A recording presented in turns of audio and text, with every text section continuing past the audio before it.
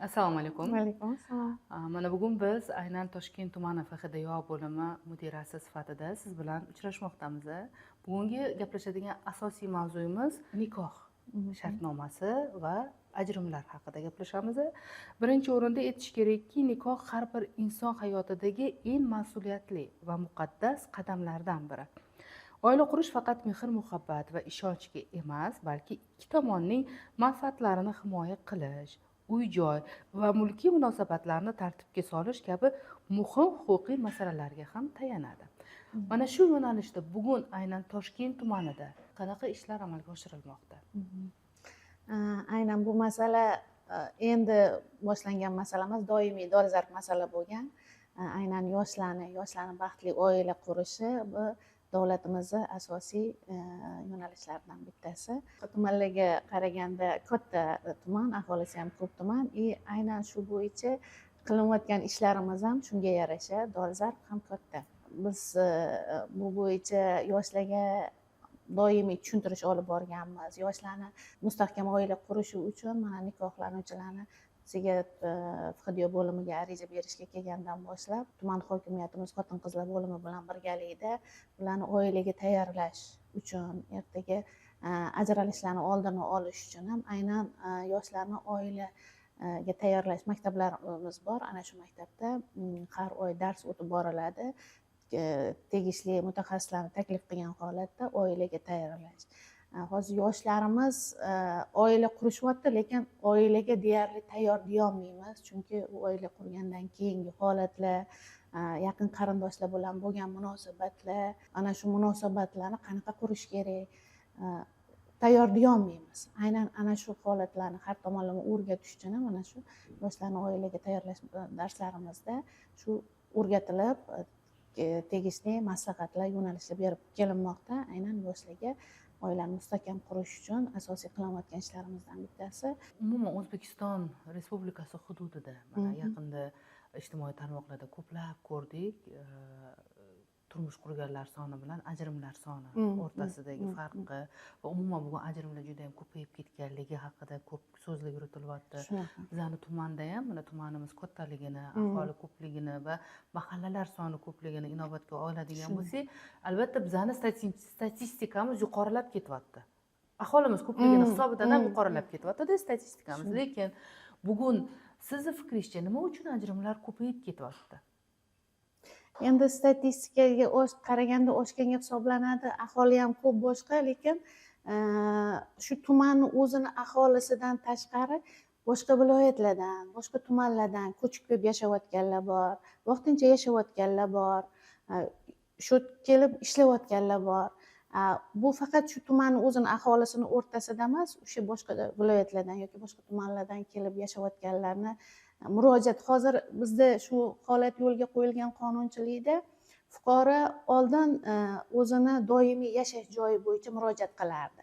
Nikohdan o'tish va ajralish, boshqa masalalar bo'yicha tug'ilish guvohnomasi olish, o'lim guvohnomasi olish, barcha FHDYOda olib boriladigan harakatlar bo'yicha faqat asosan doimiy yashash joyi bo'yicha murojaat qilinardi.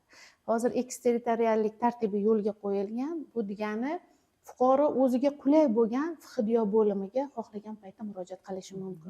Bu degani butun respublika bo'yicha fuqaro doimiy yashash joyi boshqa viloyatda bo'lishi mumkin, lekin hozir Toshkent tumanida ishlayapti, yashayapti vaqtincha yoki ma'lum muddatga kelgan, shu paytda bunga shu hujjat kerak bo'lib qoldi. Shu hujjatni Toshkent tuman FHDYO bo'limiga kelish unga qulay bo'ladigan bo'lsa, tegishli hujjatlari bilan Toshkent tuman FHDYO bo'limiga murojaat qilishi mumkin. Shuning uchun ham ajralishlarni soni qaysidir tumanda ko'p, qaysidir tumanda kamroq degan bu to'ppa-to'g'ri tushuncha emas demoqchimanda, chunki buni ichida faqat o'sha tumanning aholisini murojaati emas. Aynan boshqa viloyatlardan kelganlarni yoki boshqa tumandan kelganlarni murojaatlari ham bor shuni ichida. Agar faqat oldingidek o'zini tumanini aholisini murojaat qilinishi doimiy yashash joyi bo'lganda bu sifra o'zgargan bo'lardi, boshqacharoq bo'lardi. Shuning uchun ham bu keng tushuncha. Buni aynan mana shu tumanda ko'payib ketdi deb olish kerak emas-da. Ajralishni endi xohlaymizmi, yo'qmi, yo'q, kamayib ketdi deya olmaymiz.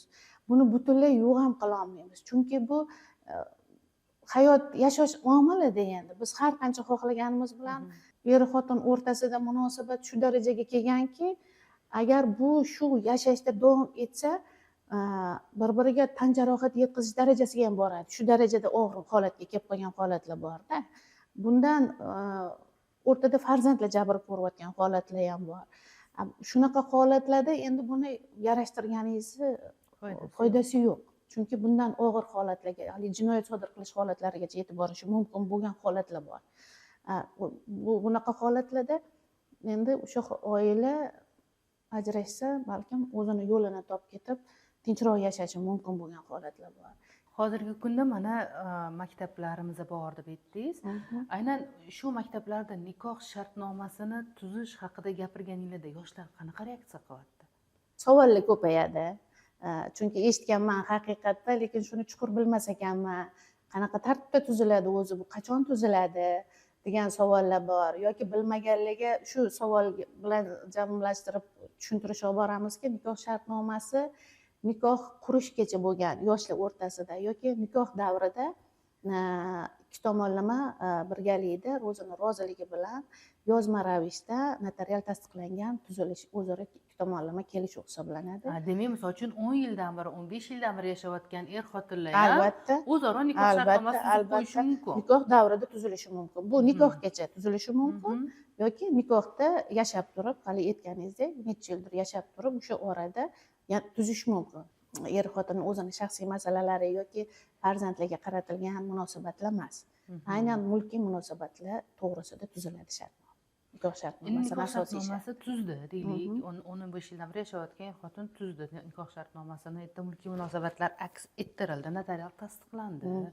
Mana shu nikoh shartnomasidan foydalanadigan davr kelganda, u qanchalik huquqiy kuchga ega bo'ladi deylik, sudga berdi, masalan, ajrim yoki qanaqadir bir kelishmovchilik bo'lib qoldi, nikoh shartnomasini olib boryapti. Nikoh shartnomasiga ko'ra biz yozilgan, agar ajrashadigan bo'lsak, menga bu o'tadi, bunga bu o'tadi. Misol uchun, mana shunaqa paytda u qanchalik huquqiy kuchga ega bo'la oladi nikoh shartnomasi? Nikoh shartnomasini o'zida tuzilganda muddat ko'rsatilmaydi.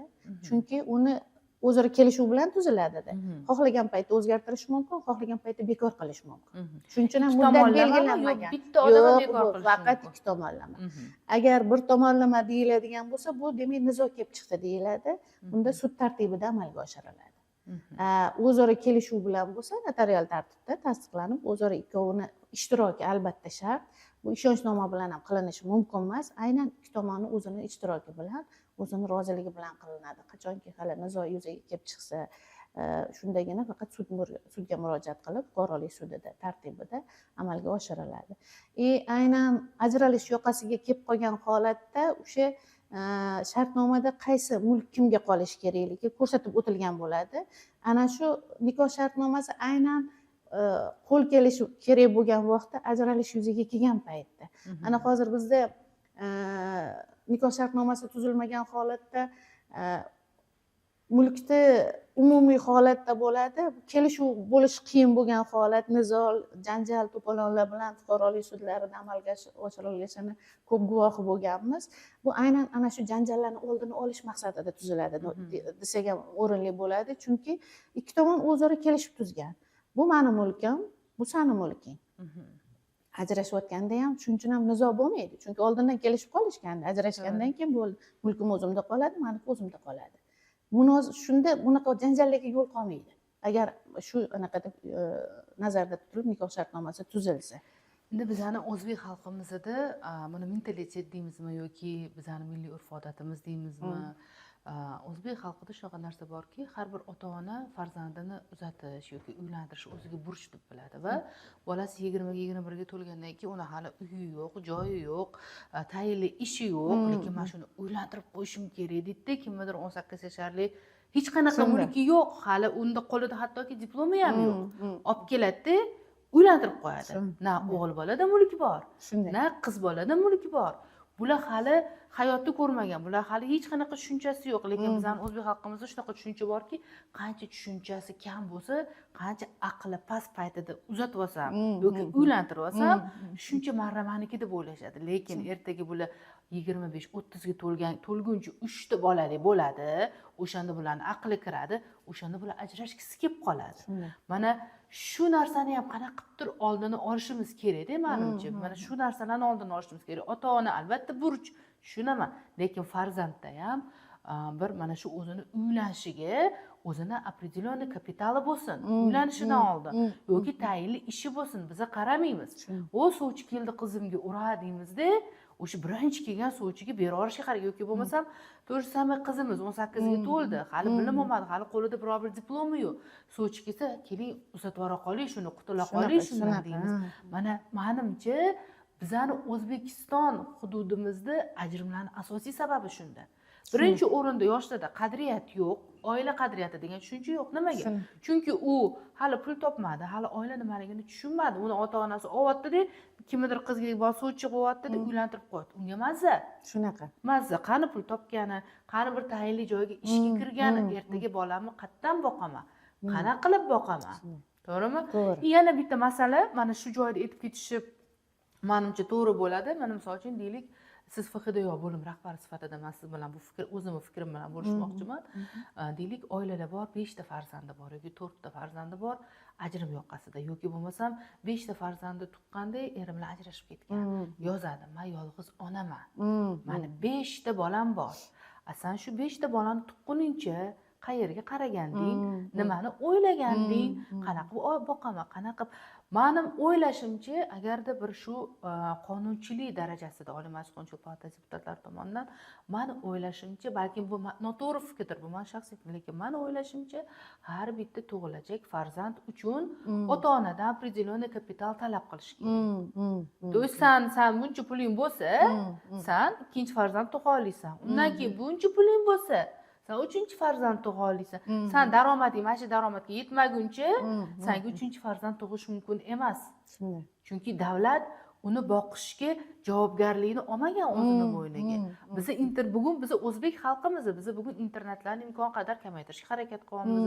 Farzandlarimizni, bolalarimizni nima deydi, oilalarda boqishga harakat qilyapmiz, lekin 5 ta bolani tug'adi, erkak kishi tashiydi, ajrashgandan keyin ketadi, xohlasa aliment to'laydi.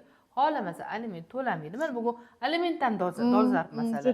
Xohlasa to'lamaydi, xohlamasa to'lamaydi-da, lekin to'lagan taqdirda ham arzimagan oilaga qanchadir foiz hisoblaganda u 5 ta bolaga ayol 2 dunyoda yetkaza olmaydi.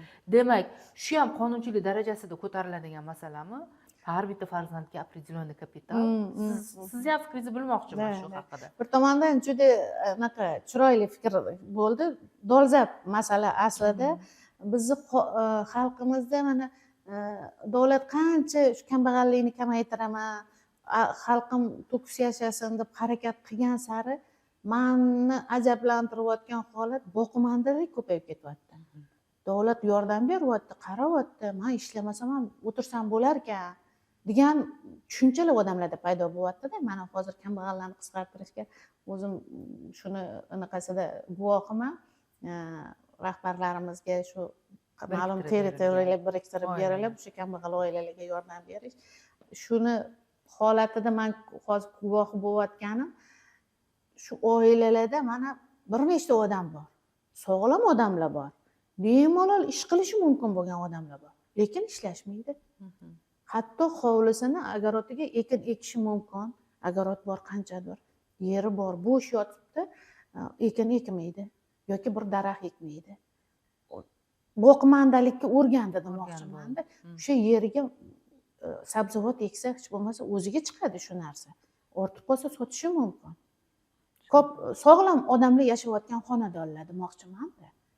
Davlat qarayapti, mana belgilab qo'ygan odamlar bor, kelib xabar olib yordam beryapti. Menga mana bu kerak.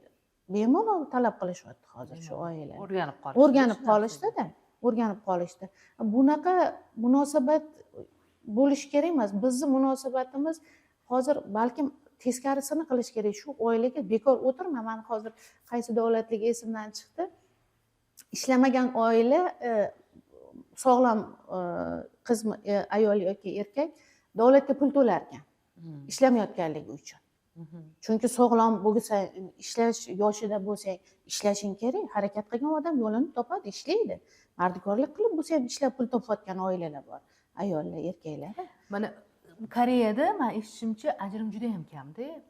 Buni nima ekan sababi deb qiziqqanimda aytishdiki, Koreyada oila ajralsa, butun bolani ta'minoti, boqish hammasi avtomatik erkakka o'tar ekan. U qayerda yashashidan qat'iy nazar, u bolalar qayerda bo'lishidan qat'iy nazar. Bizda ayol alimentga berish kerak, sudga berish kerak, sud ko'radi, ajratib beradi, lekin uni shug'ullanish kerak, to uni olguncha u pulni qadri ham yo'qoladi, o'rni ham yo'qolib ketadi. Menimcha, o'ylashimcha, mana shu farzandlarini u nima desam bo'ladi, bizda oilada erkaklik shu darajada bo'lib ketganki, farzand dunyoga kelgandan keyin ajrashyapti, boshqa xotinga uylanyapti, undan ikkitani orttiryapti-da, umuman ham ajrashib ketyapti. Bolaga mehr, bu bola mani zurriyotim, mani pushtim, men buni ta'minlashga, to'g'ridan to'g'ri ta'minlashga, bu to'g'ridan to'g'ri vazifa. Shu narsani singdirishimiz kerakmikan erkaklarga? Shu narsa yo'q. Eng yomoni ana shu erkak bitta oila emasda, undan ajrashib, ikkinchisi, yana uchinchisi bola ko'p qovuradi, har biridan ortilib, mas'uliyat degan hissiyot yo'q. Bu narsa menimcha endi maktabdan boshlab o'rgatilishi kerak. Yoshligidan, aslida hamma narsa oiladan boshlanishi kerak. Oilada bu narsa bo'lmasa, o'rgatilmasa, singitilmasa, oilada ko'rsa, o'shani ko'rib katta bo'lib o'zi singiydi bolaga. U oilada yo'qmi? Endi buni maktabda, mayli darslarda o'rgatilsin, qaysidir anaqada, yoki undan keyin yana o'qish davom etsa, yoki tushuncha beriladigan, o'zida bir oilada bu muhitni ko'rib katta bo'lgan odam, siz o'rgatsangiz uni olishni ham xohlamaydi. Chunki u o'sha holatni o'ziga to'g'ri deb hisoblaydi-da. Ba'zilari bor, gapirsangiz, tushuntirsangiz tushunadi, haqiqatda shuni qilsam bo'lar ekan deydi. Lekin ba'zilariga uni tushuntira olmaysizlar. Baribir shu oilaviy muhitga e'tibor katta bo'lish kerak. Nimaga hozir mahallalarga katta vakolatlar berib yurilyapti? Aynan mahalla har bitta xonadonga hozir kirishi mumkin. Har bitta xonadonni o'rganib bilib, holatini bilishi mumkin. Bu mahallalarga vakolat katta berilayotgani to'g'ri deb o'ylayman, chunki nimadir ta'sir ko'rsata olishi mumkin shu oilaga. Lekin shunaqa oilalarimiz bor, hech kimni eshitishni ham, ko'rishni ham, hech kimning gapini eshitishni ham xohlamaydigan oilalar bor. Mahalla ham ta'sir ko'rsata olmayapti hozir shunaqa oilalarga. Bu achinarli holat. Ya'ni eng yomoni bizda o'zbek xalqi bolajon xalqda, endi biz uni ta'minlay olamizmi ertaga? Buni qiziqtirmaydi bizga. Biz shu bolamiz ko'paysin. Mana hozir bola tug'ilish ko'payyapti. Mana bundan bir 3-4-5 yil, 6 yil oldin bola 2ta, 3ta bundan oshmayotdi. Hozir o'sha 3ta, 4ta bolali oddiy oila hozir 5ta, 6ta, 7ta, 8ta bolali bo'lishgacha ko'payyapti yana. Yana eng meni ajablantiradigan holati, oldin 2 yil oldin farzandlarga har biriga tug'ilganda suyunch puli berilardi. Hozir endi suyunch puli faqat birinchi farzandga berilyapti-da, undan qolganlar boshqa ikkinchi, uchinchi bolalarga suyunch puli berilmaydi. Otalar metrga olishga kelishadi. Qani suyunch puli? Oldingilarga men suyunch puli olganman, nimaga bunga suyunch puli berilmaydi? Endi qarang, bolani sen ko'paytiryapsan. Endi uni davlat o'shanaqa-da, shuni aytaman. Davlat mayli birinchi farzandinglarni ta'minlashga yordam beradi. Yangi oila qurib, o'zini oyoqqa turg'izib olguncha. Qolganlarini endi o'zingizlar yashab, harakat qilib bolani ko'paytiryapsizlarmi? Shuni ta'minlash harakatini qilishinglar kerak. Qachongacha davlatga suyanib qolasizlar? Bolani ko'paytirgandan keyin buni ta'minlash birinchi navbatda ota-onaning majburiyati. Ota-ona shuni ta'minlay olamanmi? Endi yana ko'paytirsam bo'ladi, chunki bunga imkonim bor deb tushuncha bo'lish kerak edi. Bizda buni teskarisi. Bolani men ko'paytirishim kerak edi, uni davlat ta'minlash kerak, davlat pul berish kerak. Yoki bo'lsa, darrov men qiynalib qolgan oilaman, mahallaga chiqishim kerak, yordam so'rashim kerak, yoki temir daftarga yoki qiynalgan ayollar daftari, mana shu daftarlarga kirishim kerak. Aslida vaholanki bu tushuncha juda o'zi noto'g'ri tushunchada. Odam o'zi harakat qilish kerak. Bizda aholimizda mana shu ishlarni bir mahallaga shu darajada endi vakolat berilgan, lekin shu tushuntirish ishlarini kengaytirib borish kerakmikan bu oilalarga? Bo'lmasam bu davom etaveradi-da bu holat. Endi mana qarangda, kambag'allikdan farovonlik sari dasturimiz aslida Xitoy tajribasida. Ya'ni mana shu kambag'allikdan chiqarish Xitoy tajribasi. Lekin Xitoy tajribasida yana bitta narsa bo'lgan. Xitoy tajribasida ikkita farzanddan ortiq farzand tug'ish mumkin emas degan joyi bo'lgan. Nima uchun? Aynan kambag'allikdan chiqarish maqsadida aholini.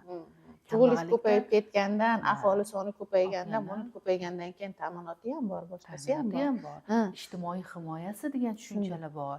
Lekin davlat ijtimoiy himoyasiga to'liq qurbi yetmasa, demak, mayli bizni deylik, to'liq chegara qo'ymaylik, lekin davlat sifatida mana shu oilalarni mana deylik, ikkita farzand tug'dingmi, uchinchisiga sani kapitalni yetsa tug' mana belgilab bersin davlat kapitalini. Mana shuncha kapital bo'lsagina sen uchinchi farzand tug'a olasan. Ajrimlarni oldini olishga erishamiz.